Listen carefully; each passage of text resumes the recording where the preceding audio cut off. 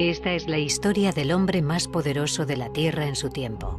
De un emperador, de un poeta, de un guerrero, de un constructor de mundos, de un demiurgo, de un iniciado, de un cazador. Un hombre de rostro identificable, pero espíritu esquivo. Un hombre que viajó toda su vida, que edificó y legisló, que amó y sufrió quizá más que otros. Un creyente que se preparó para la eternidad. Adriano gobernó el Imperio Romano durante su época de mayor expansión y gloria. Fue un político con un plan ambicioso para su reinado. Diseñó el futuro. Adriano supo que la época de la expansión había tocado a su fin. Él, a cambio, ofreció la era de la consolidación. Un equipo de las universidades públicas de Sevilla lleva muchos años tras sus pasos. Juan Manuel Cortés Copete capitanea el grupo. Se trata de un conjunto de investigadores expertos en diferentes áreas como la historia de las religiones o las lenguas clásicas. Un estudioso inglés definió a Adriano como el más desconocido de los grandes emperadores romanos. Y aquí está una de las claves para entender nuestra tarea, de redescubrir la profunda intervención del emperador en una línea de transformación que el imperio estaba viviendo es nuestro objetivo fundamental. Hacer comprender que el emperador impulsó definitivamente y decididamente un proceso de integración cultural como nunca se había vivido. ¿Qué imagen tenemos de Adriano? La primera y más clara es sin duda la que proyectó la escritora francesa Marguerite Yourcenar en su novela Memorias de Adriano. Una imagen que no coincide con la realidad, aunque se apoya en textos clásicos como la Historia Augusta. Para algunos investigadores, la imagen que de Adriano forjó Marguerite Yourcenar es demasiado frívola. En la novela se nos presenta un personaje excesivamente narcisista, que a veces parece no tener otro objetivo que su propia satisfacción.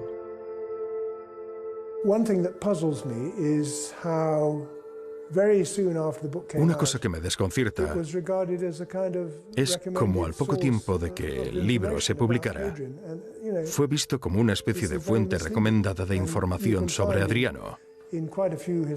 Y eso es muy engañoso.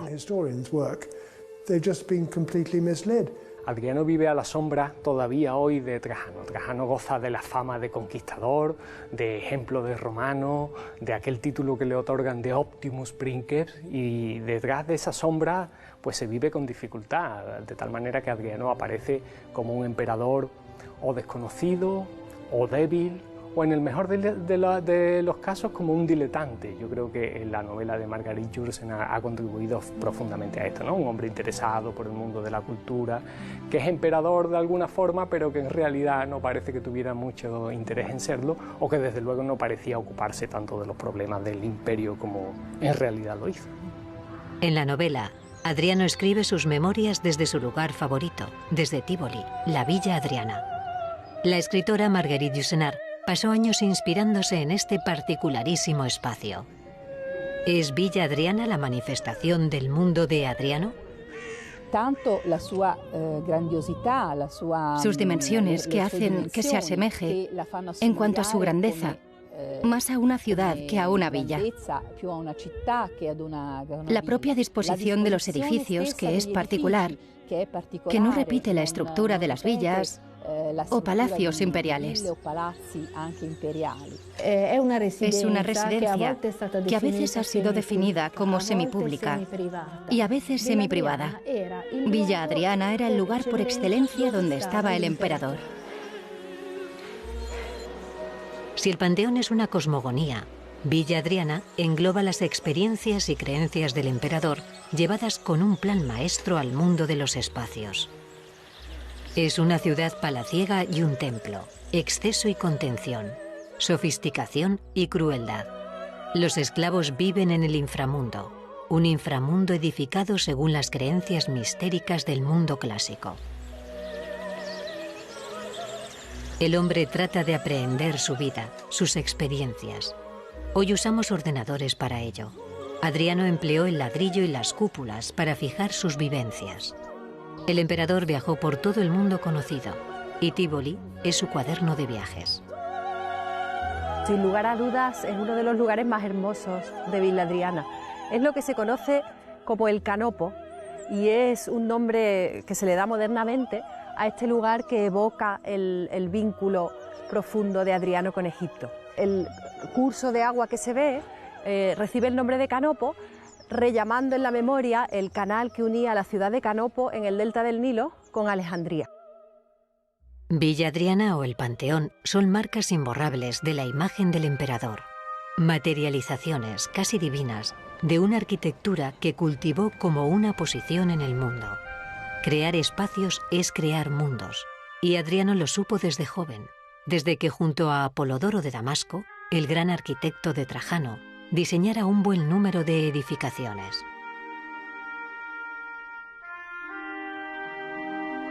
El reinado de Adriano es una explosión de obra pública.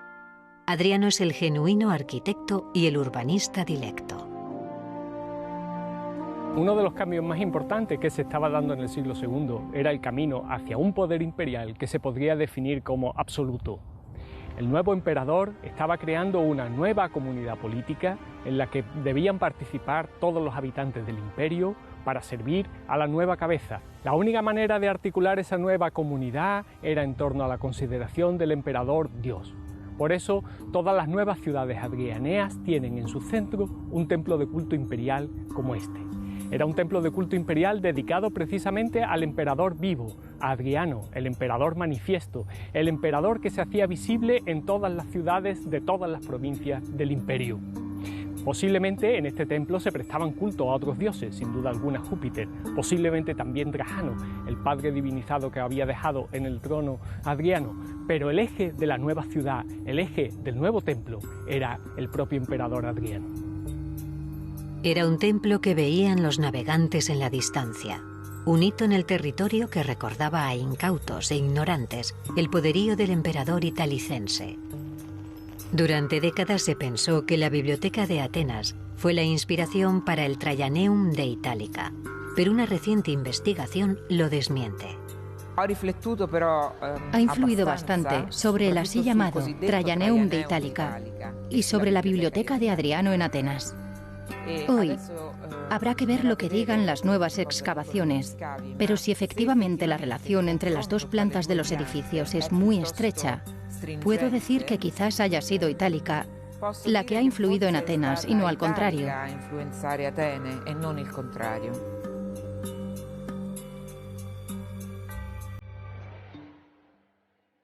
En la Abadía de Montserrat, en Barcelona, dentro de la colección de documentos orientales de la Fundación Roca Puig, se conserva un relato fantástico en el que se presenta a Adriano como un gobernante magnánimo.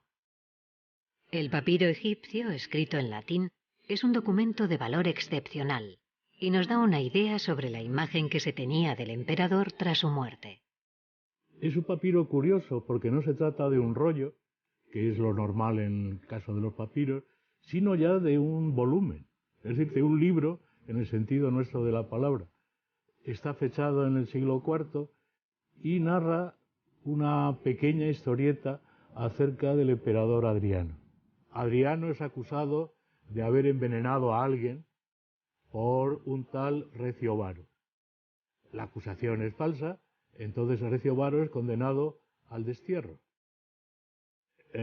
Nombrado emperador, Adriano hace una especie de vuelta al mundo. Adriano es un emperador muy viajero y hace su primera vuelta al mundo mediterráneo. En este viaje se encuentra con Recio Varo y Recio Varo lo increpa, porque encima es un hombre de carácter muy agrio. El emperador se apiada de él. Hay que reseñar que hay un personaje de época adrianea, Laverio Máximo, que es desterrado a una isla, al igual que el antagonista del papiro de Montserrat. 1500 años después, encontramos una ópera de Pietro Metastasio, Adriano en Siria, ambientada en Antioquía. Adriano acaba de llegar al trono y debe solucionar problemas maritales. Sobre ese libreto se hicieron muchas versiones. Una de ellas, por ejemplo, una versión que realizó Pergolesi y que fue estrenada en Nápoles en 1734 en honor de Isabel de Farnesio, la madre de Carlos, el rey de Nápoles, que después sería Carlos III de España.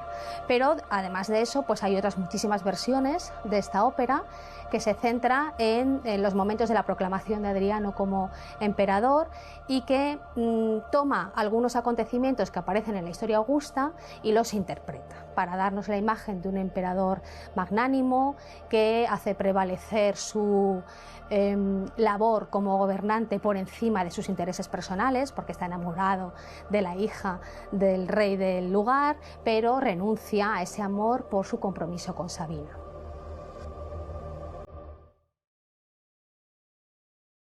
Oh niño arquero de la melodiosa chipriota, que en la Tespias Heliconias habitas, junto al huerto florecido de Narciso. Sé propicio, acepta lo que a ti te ofrece Adriano, la parte más preciada de la osa que él mismo mató cuando a caballo la encontró. Y tú, Casto, a cambio de esto, sobre él insufla la gracia de la Urania Afrodita.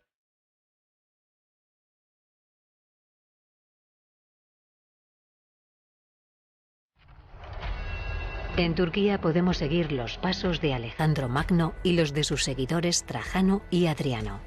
Cada uno de los emperadores hispanos tiene algo de Alejandro en su manera de ver la vida. Trajano es un gran conquistador, el primero que somete a Asia desde los tiempos del Macedonio. Ni Marco Antonio ni Craso lo habían conseguido. Adriano quiere un imperio estable, en paz. De Alejandro parece haber heredado el gusto por la cultura oriental y por su hibridación con la occidental. Es un hombre culto y busca la sofisticación allá por donde va. Imita el comportamiento de Alejandro tras la muerte de Hefestión, cuando perdió a su favorito, Antínoo, al que convierte en el último héroe de la antigüedad. Sigue los pasos de Alejandro en Asia.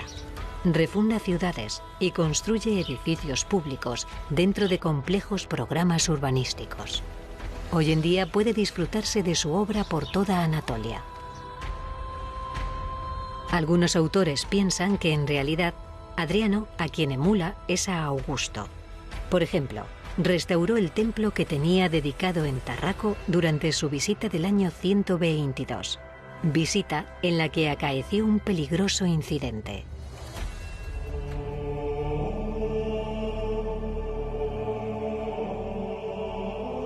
Es habitual encontrar a Alejandro junto a Trajano y Adriano en las salas de los museos de Turquía. Los museólogos y los historiadores del país ven clara la línea de transmisión entre estos personajes de la antigüedad. Y la identificación de Trajano y Adriano es de tal magnitud que a veces se representan de manera similar. Es una convención que Trajano se esculpe sin barba, ya que muestra los valores clásicos romanos, mientras que Adriano siempre es tallado con el vello facial y el pelo, al modo griego. Pero en Turquía, en los museos de Antalya y de Éfeso, hemos encontrado dos casos que rompen esa pauta. El ejemplo de Éfeso puede pasar desapercibido, ya que se trata de una moneda. En cambio, el Museo de Antalya nos muestra un espectacular conjunto escultórico musealizado con un gusto exquisito. Se trata de las esculturas del teatro de la cercana ciudad de Perge. Ahí, a la vista de una icónica escultura de Alejandro Magno, podemos observar a Trajano con barba en 3 esculturas.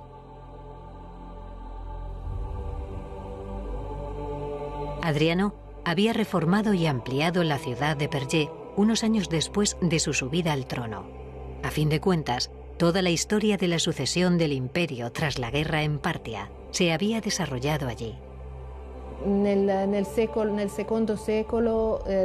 siglo II, después de Cristo, el Oriente, desde la actual Turquía hasta Siria y el Líbano, conoce una época de gran prosperidad, de gran riqueza. El siglo II es el siglo del Oriente. Se pone en marcha un mecanismo singular. Adriano viaja por un territorio muy amplio, que ya era próspero, al que más tarde se concederá atención particular, precisamente por el interés que puso Adriano en el Oriente.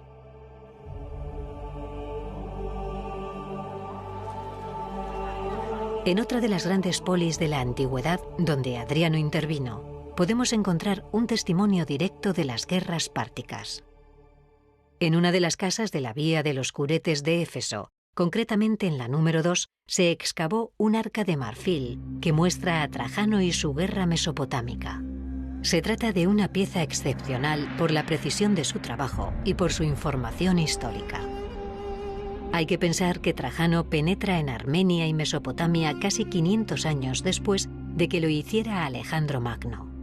Es el primer occidental, el primer europeo en hacerlo con éxito. Y Adriano fue su mano derecha en la expedición, como lo había sido antes en Dacia o Moesia. Desde el año 106, Adriano redactó los discursos de Trajano, lo que da una idea muy clara de su relevancia en la órbita política del emperador. Pero ya había desempeñado cargos de gran responsabilidad anteriormente por orden de Trajano, prueba de que lo estaba preparando para el gobierno del imperio.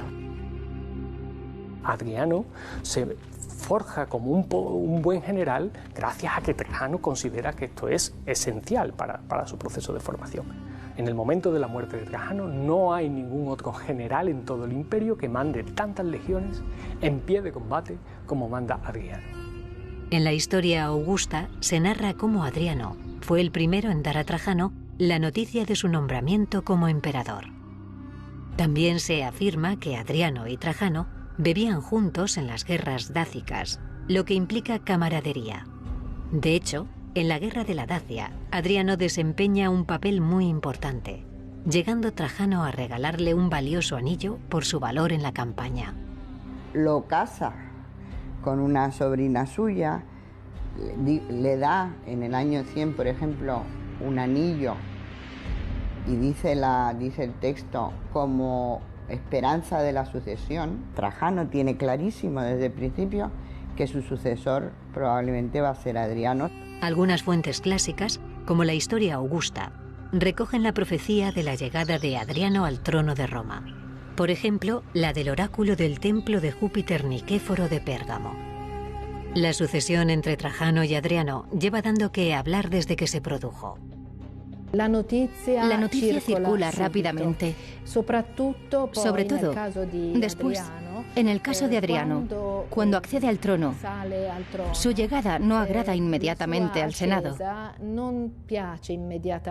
Y hay ciertamente un momento, digamos, de crisis, hasta tal punto que Adriano es considerado casi como un usurpador. La historia augusta nos dice que Adriano supo que había sido adoptado por Trajano el 9 de agosto del año 117. 2 días después habría recibido la noticia de la muerte de su padre adoptivo, según la misma fuente. Se acepta comúnmente que Trajano murió el 8 de agosto, cuando regresaba de Partia. Los plazos, como se ve, son escasos. Un inmenso reino de 60 millones de habitantes se vio en riesgo de dividirse o descabezarse. La capital, Roma, sede del Senado, está a miles de kilómetros del sur de la actual Turquía, lugar en el que se van a desarrollar los acontecimientos más importantes de la sucesión. Trajano muere en Selinuti, la actual Gazipasa. Adriano está cerca, en Antioquía, desempeñando su cargo de gobernador de Siria. Allí es aclamado por el ejército como nuevo imperator. La suerte de una nueva era estaba echada. Este documento de Alejandría recoge el hecho sucesorio. Los generales más cercanos a Trajano se encuentran entonces en diferentes lugares del Mediterráneo.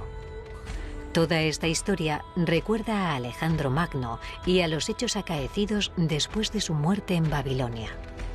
Quizás algunos de los generales de Trajano, como Lucio Quieto o Palma, esperaran una división del imperio o implantar una dictadura militar. De hecho, se hizo una conspiración que motiva el asesinato de los 4 senadores que se le echa siempre en cara del principio de su imperio, ¿no? Adriano empleó 11 meses para llegar a Roma. Entre otras cosas, tuvo que sofocar una rebelión en la Dacia.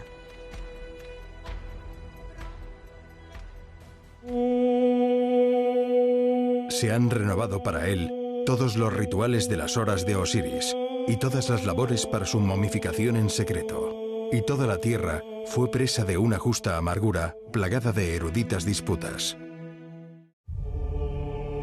Adriano, durante su reinado, magnifica el legado de Trajano. Termina todas las obras que su padre adoptivo había empezado, como el magnífico templo de Pérgamo. Su relación, su vínculo, poseía un origen familiar. Adriano es italicense, de nacimiento, pero se ha dudado y se duda de ello, y la cuestión debe ser aclarada. Lo que sí parece fuera de toda cuestión es que el poder de las élites hispanas del siglo II marcó el signo del imperio. Se discute si existió una dinastía Ulpio-Aelia, pero no se pone en tela de juicio la potencia económica y la fuerza del lobby hispano, si se nos permite la expresión. La economía de la Bética fue la catapulta que necesitaban las élites hispanas para tomar el poder en el imperio. En la profundidad de Sierra Morena se encuentra la ciudad ibero-romana de Mulva Munigua. La minería fue tal vez una poderosa fuente de riqueza para la familia Elia, para el clan de Adriano. Las minas de hierro de Munigua fueron explotadas durante décadas. Su valor de mercado era altísimo. A lo largo de los siglos se formó una opinión muy clara en Roma, que es el dominio de la península ibérica para quedarse. Y para quedarse, sobre todo, para explotarla de forma económica. En ese momento ya Roma había desarrollado la idea de crear un imperio, es decir, de dominar prácticamente el mundo. En ese ambiente, pues la provincia bética juega un papel fundamental en la medida que es, tal vez no sea el principal explorador para minerales, pero sin duda para aceites y para productos de la agricultura. La ciudad de Munigua es una rara avis en el panorama urbanístico romano en la península. Parece más un santuario que una urbe. Sus templos, en terraza, se enfrentan especularmente al paisaje, recordando al santuario de Preneste, en la actual provincia de Roma. Todavía hoy puede colegirse su esplendor pasado al contemplar los estucados de sus paredes, sus panteones extramuros o los altares de la colina principal. ¿Nació la fortuna de la familia de Adriano en este lugar? Adrianus se apellidaba Elius, es de la familia Elius. Y los Elii debieron de ser una familia bastante extensa que tuvo posesiones en diferentes regiones de la Bética, entre otras también aquí en Munigua. Los tenemos muy bien atestiguados, ya desde el siglo I avanzado. Es una familia que tiene aquí posesiones, seguramente minas. La cercana Itálica es el elemento central de la hispanidad de Adriano y de la de Trajano. Ahí se encuentran las pruebas y las incógnitas. Adriano benefició a Itálica, según la mayoría de los indicios, pero ¿nació allí? Y Adriano regala a Itálica casi, entiéndase que pongo esto entre comillas, casi es una refundación de la ciudad. Itálica ya tenía una solvencia incluso arquitectónica, pero no hay duda de que llega Adriano y hay una especie de explosión de riqueza y también, supongo yo, de bienestar. El legado que Adriano dejó a Itálica, en forma de ampliación monumental, cambió la faz de esta ciudad que había sido fundada por los escipiones tras el final de las guerras púnicas. Lo que empezó apenas como una guarnición militar, llegó a ser una esplendorosa urbe en el siglo II. Casas, el teatro, el anfiteatro o el magnífico templo dedicado a Trajano así lo certifican. Es posible que Adriano visitara Itálica en el año 122. Ese año realizó un gran viaje por una parte del imperio. En Galia perdió a su caballo, Borístenes, al que dedicó un poema. Su viaje a Hispania comenzó en Tarraco, con un episodio que bien pudo haber supuesto la muerte del emperador. Un día, durante un paseo, es atacado por un esclavo con problemas de salud mental.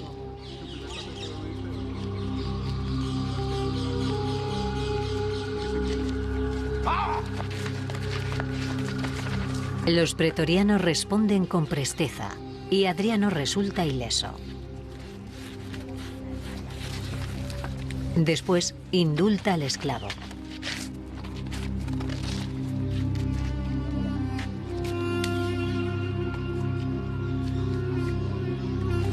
Tal vez el hecho haya llegado a nosotros como un episodio de propaganda, pero manifiesta claramente la lealtad de los hombres de Adriano.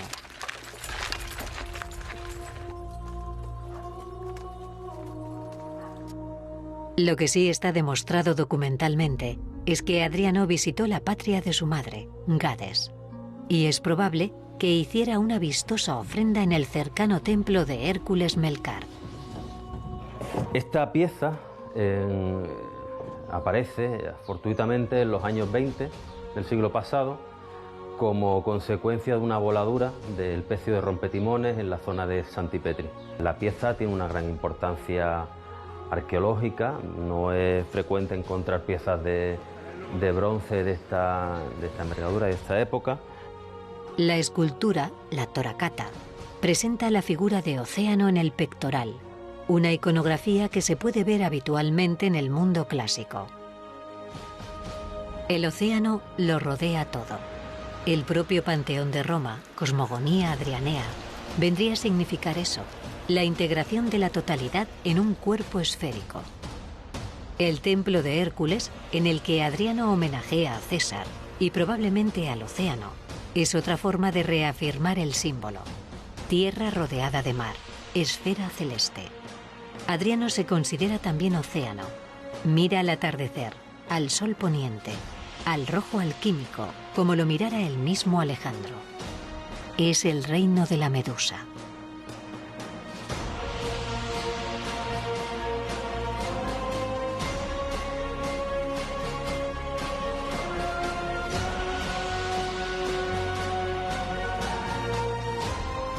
La huella de Adriano en Hispania puede verse hoy en varios museos de España.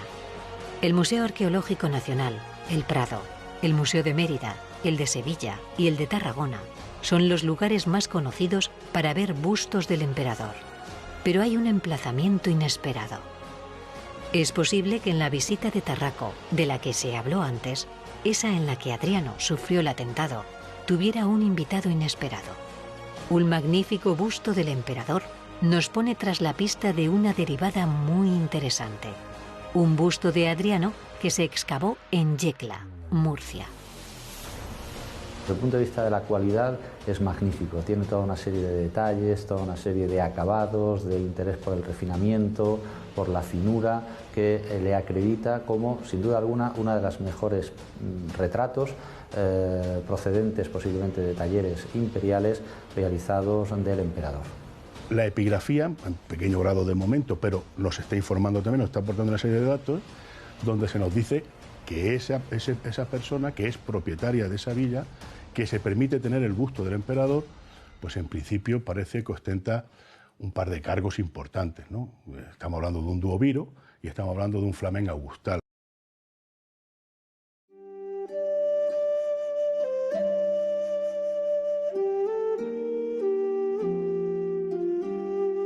El ejército fue la casa de Adriano y el hálito de sus innumerables viajes.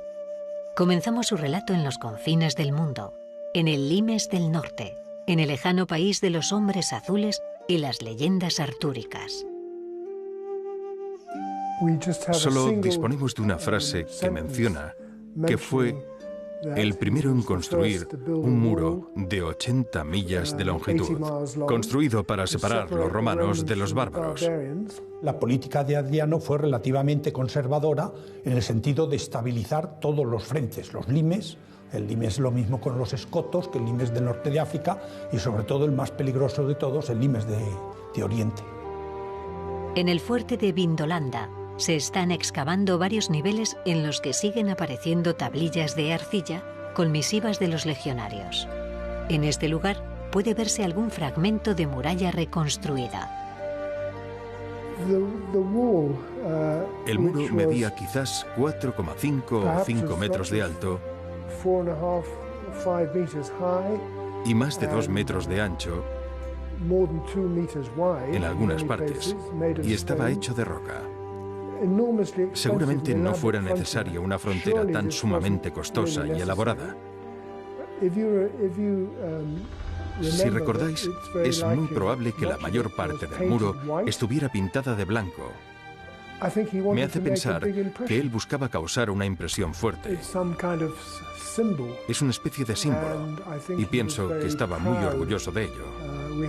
Tenemos algunos fragmentos que pueden indicar que él se encontraba muy orgulloso de haber llegado más lejos al norte y al oeste que ningún otro emperador. Se le puede ver como el equivalente occidental de Alejandro, que avanzó hacia el este más que ningún otro gobernante en India.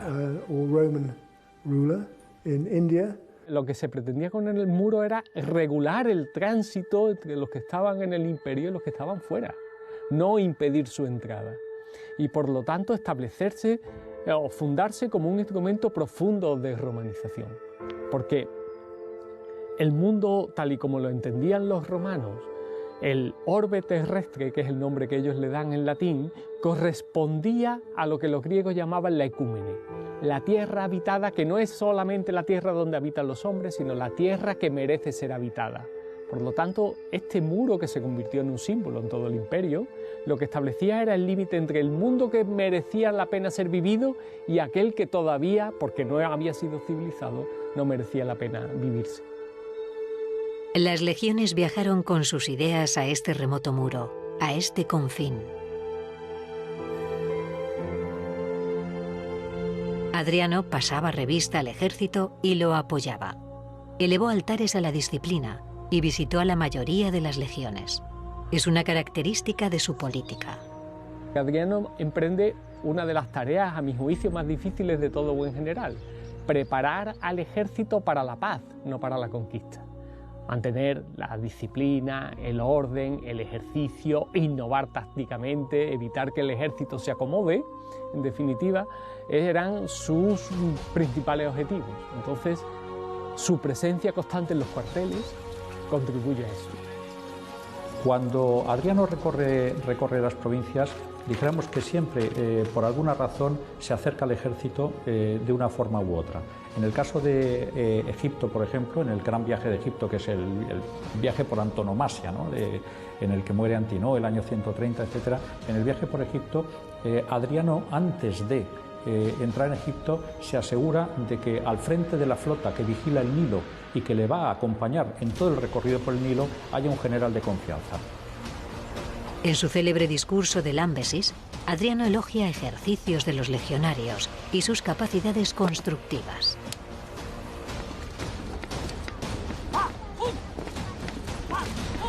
Es evidente que Adriano nunca descuidó al ejército.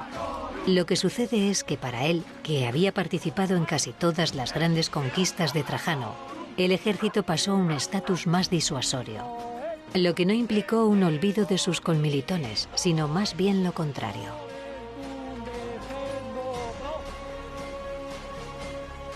Las legiones se transformaron en un arma disuasoria y de gran versatilidad, un eje sin duda de su política que tuvo otras líneas maestras. El profesor Cortés Copete nos habla de la integración cultural del imperio como gran línea de fuerza de la política adrianea. Adriano, antes de morir, prepara su templo de culto imperial para, una vez que haya sido divinizado, podérsele prestar culto en la ciudad, y siguiendo su espíritu lo que hace es representar todas las provincias del imperio en el propio templo. Entonces se representan así como mujeres, como alegorías, es una tradición ya antigua. Clarísimamente este es su testamento político, porque él lo que está intentando es representar en la capital del imperio todas las provincias. Y además, para entender esto habría que ponerlo en relación con la serie de monedas, precisamente donde están siendo representadas todas las provincias, y el emperador las pone de pie. El lema de esas monedas es Restitutor más el nombre de la provincia: Hispania, Galia, Acaya, precisamente estas provincias. En todo político, lo mismo se hace cultura que se hace economía, está haciendo política. Es decir, es también dar una nueva imagen en el imperio, dar una nueva imagen del imperator, del emperador, del que manda, y entonces esa nueva imagen está labrada no en hechos bélicos, porque él va a tener más bien que hacer una política en ese sentido, si no conservador, por lo menos de fortificación, de fortalecer el imperio. De hecho, va a estar casi 50 años mantenido en esos límites sin ningún problema, más de 50 años sin tener ningún problema. Es más bien dar una ideología, dar una imagen ideológica, una nueva imagen ideológica, que ese es el sustento de su poder. Una de las medidas más analizadas por los historiadores fue la condonación a los ciudadanos de Roma de una deuda de 900 millones de sestercios, el equivalente a 1.500 millones de euros. Su perspectiva es casi antifinanciera, y la paz era el marco para hacer eso, porque al emperador lo que le interesa, y él mismo lo declara, engrandecer el imperio por el número de hombres más que por el volumen de los impuestos. Adriano realizó cambios en la estructura de la administración pública verdaderamente importantes. Quería un mundo romano poblado, de campos fértiles y hombres trabajando, y dirigió sus esfuerzos políticos a ese fin.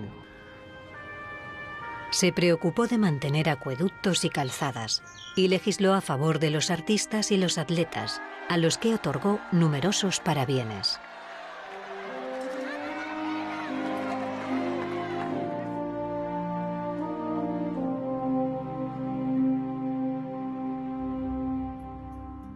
En el ágora romana de Atenas, disimulada por la falta de indicación, se encuentra inscrita en un pilar la llamada Ley del Aceite de Atenas. Esta ley del aceite parece que tuvo su traslación escrita en la ciudad ibero-romana de Cástulo. Y no fue el único tema de orden práctico que Adriano legisló en Grecia. La relación de Adriano con el mundo griego es intensísima, favoreciendo el emperador a toda la Hélade. Al convertirse en arconte, Adriano asume la magistratura más importante de Atenas, e incluso de Grecia, porque naturalmente Atenas era una suerte de capital moral de Grecia. Lo que los investigadores denominan como greicidad fue un elemento clarísimo de cohesión social y cultural, un sustrato de legitimidad para la política adrianea. Pero Adriano es el primero en transformar una actitud propia y personal en una estrategia de poder. Esta es su grandeza, porque transforma a Grecia en un modo de pensar culturalmente la política. Adriano había sido un enamorado de la cultura griega desde su juventud y dedicó gran parte de sus viajes y recursos a ocuparse de los griegos. Él veía en ellos el espíritu prístino del mundo clásico, su manifestación espiritual, religiosa y filosófica, la cuna de la plástica y de la forma de estar en el mundo. Aquí en Grecia y en Atenas, y en la literatura del siglo V y del siglo IV, en la filosofía, en el pensamiento político, se encuentra una idea que conforma profundamente nuestro mundo. El hombre solamente puede ser hombre si es capaz de desarrollar todas sus capacidades artísticas, literarias, humanísticas, económicas, políticas. Eso es lo que significaba Grecia. Grecia es el antimodelo de la servidumbre y de la esclavitud. Es el modelo de la libertad política y de la plenitud del ser humano. Y él se viene aquí a buscar esto para lanzarlo a todo el mundo romano. Tanto que la educación en griego se dice paideia, pero se traduce al latín como humanitas, lo que nos hace profundamente humanos. En Antalya construyó la magnífica puerta de la ciudad, que todavía hoy causa admiración por su armónica fábrica. La mayor parte de Perge se edificó bajo su reinado.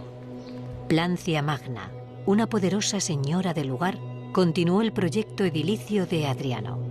Perge había sido fundada tras la guerra de Troya, según noticias que parecen más míticas que reales. En Perge se mantienen en pie un ninfeo y su puerta monumental de época helenística. Éfeso es un proyecto muy personal de Adriano. Allí construyó el templo a Trajano y el suyo propio. La Vía de los Curetes o la biblioteca de Celso no serían lo mismo sin él. Adriano salvó a la ciudad varias veces de la bancarrota y pagó el dragado de su puerto. Las ciudades de la costa Anatolia eran griegas a todos los efectos en tiempos de Adriano. Adriano considera todas estas ciudades como centros griegos. Es verdad que antes de amar a Atenas y de caer enamorado de Atenas, Adriano sintió una gran pasión por Éfeso. Y esto está bien atestiguado. Adriano se convierte en Olimpio no en Atenas, sino en Éfeso primero, en el 118. Quizás es verdad, no obstante, que Adriano quiere hacer retroceder, de algún modo, la marcha del tiempo. Y así quiere volver a un mundo griego que tenía a Atenas como capital. Y por esto su elección de convertir señalar a Atenas como sede del Panhelenion. Delfos es una ciudad en la que las paredes hablan. Es un libro gigante con hojas de granito o calcita. Sus paramentos están hendidos por la escritura de generaciones de griegos. Delfos es uno de los lugares más sagrados de Grecia. Trajano primero y Adriano después lo favorecieron. Aquí, en la cima de la ciudad, bajo los rayos que acuden fieles a la cumbre del Parnaso, Adriano celebró juegos atléticos. Desde entonces, aquellos días que rememoraban su visita fueron sagrados para los griegos. Atenas preocupó a Adriano siempre. El único hombre que, como un dios, tuvo una estatua dentro del Partenón fue Adriano. Porque Pausanias, cuando entra en la sala del Partenón, dice: he visto la estatua de Atenea Partenos y solo una imagen con Atenea Partenos dentro de la cella. Y esta imagen es la estatua de Adriano. En Atenas, la tribu Sergia, a la que pertenecía Adriano, pasó a ser la número 13 de la ciudad. En este teatro de Dioniso, que de alguna manera es el corazón vivo de la ciudad, se colocan 13 estatuas del emperador, cada una levantada por una tribu. La imagen central está montada sobre una inscripción que es anterior a la llegada de Adriano al imperio. En el año 112 el emperador está aquí como un privado y se convirtió en arconte de la ciudad. Y entonces la ciudad reconoce ese honor, un honor muy singular, porque la primera parte de la inscripción está en latín y contiene todo el cursus honorum del que va a ser el emperador. Esto es un monumento singular, no existe de ningún otro emperador que yo conozca. Existe una inscripción previa a la llegada del poder con todo el cursus honorum. Y debajo, ahora en griego, dice: la ciudad de los atenienses a su propio arconte. Yo creo que esto tiene una interpretación muy sencilla. En el 112 los atenienses sabían, o intuían al menos con cierta seguridad, que Adriano iba a ser el sucesor de Trajano. La ciudad con la que Adriano se encuentra es una ciudad muy pequeña que se había convertido solo en un centro de provincias respecto a las grandes ciudades de Anatolia, Éfeso y esas otras. Atenas se había convertido en una ciudad de provincias y Adriano hace muchísimo para colocar a Atenas en el centro del imperio y para que Atenas volviera a ser una capital. Trabaja, surte a la ciudad de agua con el acueducto que construyó y que fue terminado por Antonino Pío. Y esto tuvo que suponer un gran cambio para la ciudad. Y sobre todo, Atenas vuelve a ser una capital, porque Adriano elige Atenas como sede del Panhelenion. En el año 132, se creó una institución, el Panhellenion, cuya finalidad era reunir a todas las ciudades griegas en Atenas, tras un intento fracasado en Delfos.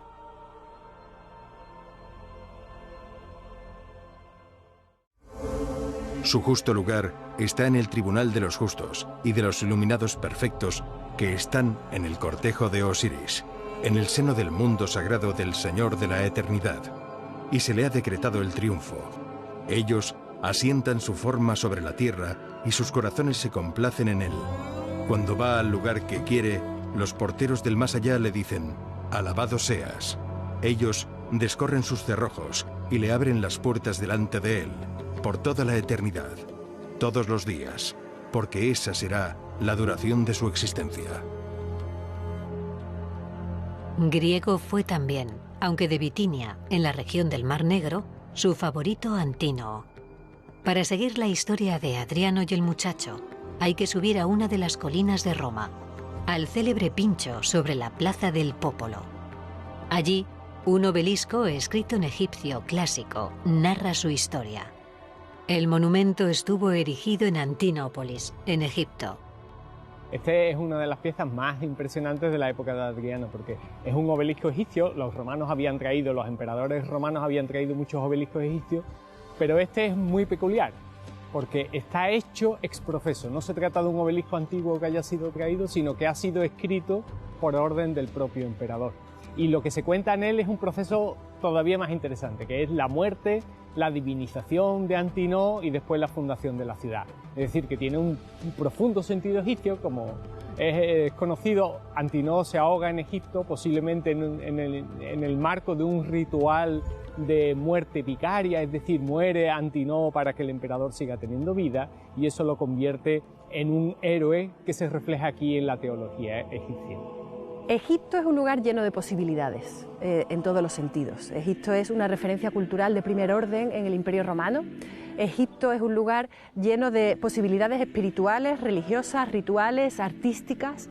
Es un lugar que actúa como un imán para todos los corazones sensibles, las almas sensibles del imperio. Y Adriano, sin ninguna duda, no podía dejar pasar Egipto en sus viajes. De hecho, estuvo allí en torno al año 130. Y allí tuvo lugar, sin duda, uno de los episodios más señalados de la vida de Adriano, que es esa famosa muerte por accidente, o no por accidente, del joven Antínoo. O lo sacrifica, como dice también Dion Casio, él solo está dispuesto a ofrecerse como sacrificio sustitutorio para la vida del emperador. Y esta es la razón por la que Antínoo se convierte en un héroe.